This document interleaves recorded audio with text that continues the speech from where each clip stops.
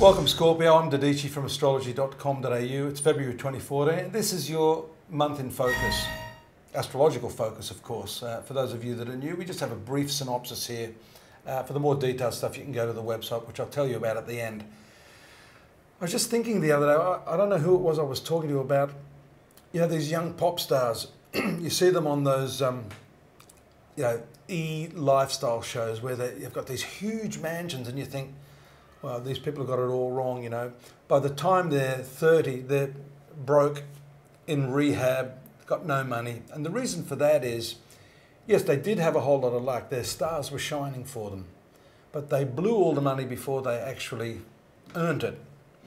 And that's what I want to talk to you about right now. You know, we've been talking over the last few months about the really, really wonderful transit of Jupiter in the luckiest part of your horoscope throughout 2013-14. Most of you should be enjoying quite a bit of success. But my question to you is, what are you doing with the results of that success, particularly the financial and material results that are coming from that? This is a time, believe me when I tell you this, that just because there's an inflow of wealth, you shouldn't simply be spending big. You need to really frugally manage your finances at this time. Yes, luck is there, but astrology is all about cycles, and this luck doesn't always last. I'm not trying to dampen the future or your future hopes here, but I'm just telling you the reality of life and the reason we look at astrology. So this favourable planet Jupiter, yes, it gives you good results, but you know, the cycles of the planets change, and we do see a bit of a tightening up of your professional activities, maybe late 2014-15. You can still have some successes there, but if you leave yourself short, especially if you're running an independent business, you really do need to pour some of the money that you're getting, some of the profits back into the business. And I see that as very, very important, not just now, this month, but as a long-term forecast for you. I want to get you in the context of where these cycles are going. It's really interesting. You've got the new moon that's just occurred.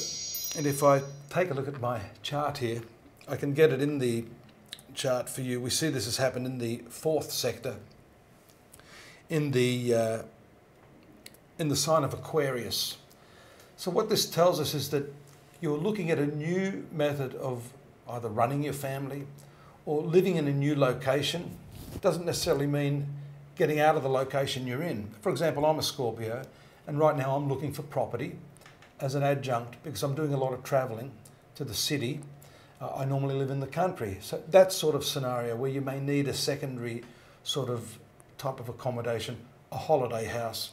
Sometimes too, this relates to a vehicle because the fourth sector doesn't only relate to real estate. This can be fixed assets such as vehicles, cars, boats, that type of thing. These are big ticket items.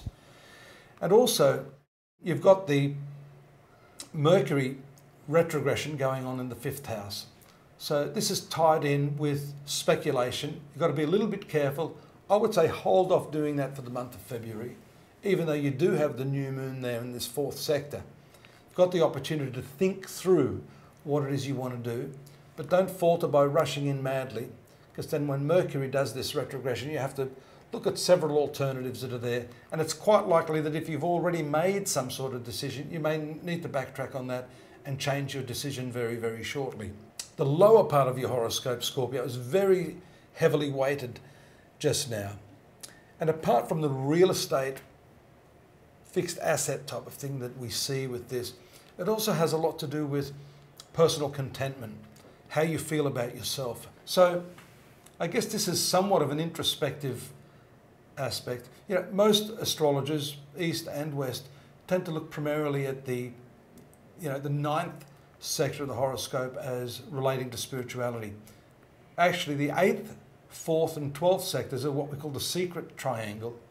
And this fourth sector is also the natural sign of Cancer.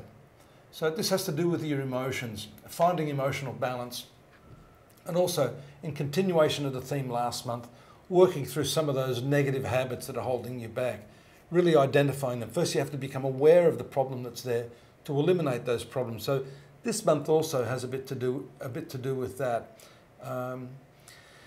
Some of the other important aspects that I would note here: 16th, of February, 3 very powerful aspects, one from Venus in the 3rd house. This is excellent for communications. So I'm hoping my presentation is coming across well this month, because I too have Venus in the 3rd house. So it makes the communication much smoother.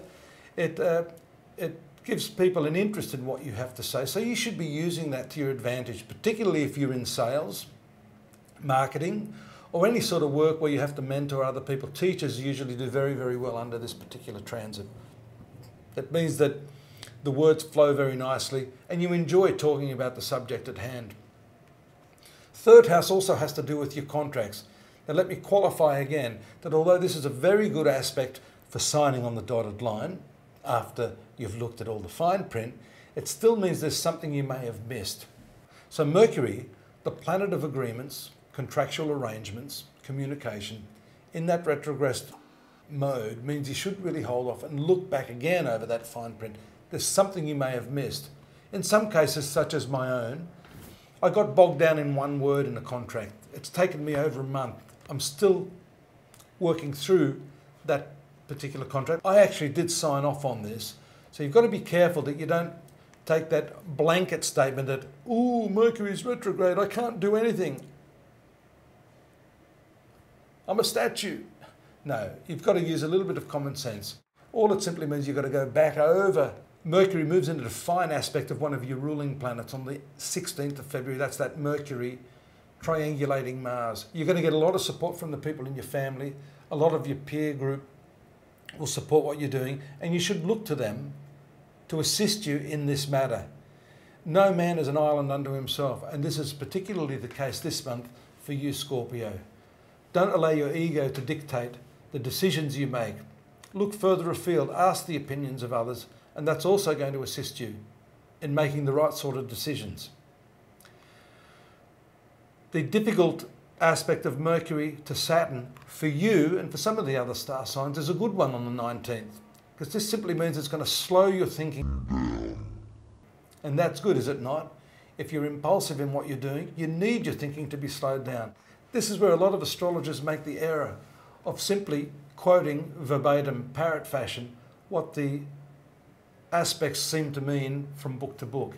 This is where we have to see whether technically an aspect may work well for you. In your case, I think it will. That's around the 19th of February. Around that same date, the Sun moves into your very favourable 5th house of Pisces, the creative part of your horoscope.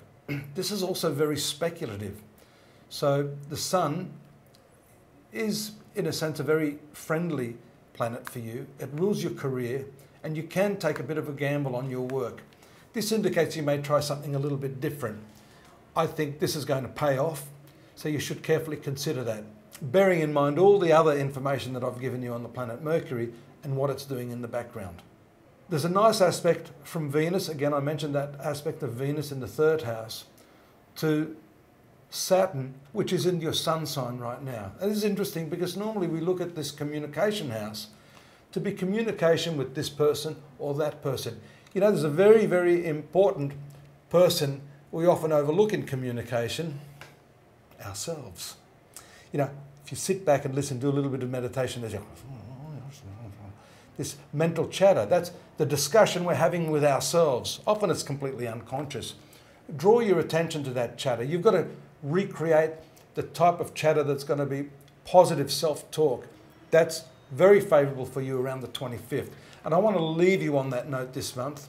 But until next month, when I hope you'll join me again, you'll visit my website, astrology.com.au. Daily, monthly and yearly readings in more detail for you, along with a lot of free advice there, the free psychic readings. And if you'd like to venture forth to really look at the true form of astrology, which is the personal form working on your day, month, year, time and place of birth, then we have a whole lot of really great practitioners there to help you with your personal problems. Take care. Good luck. Bye for now.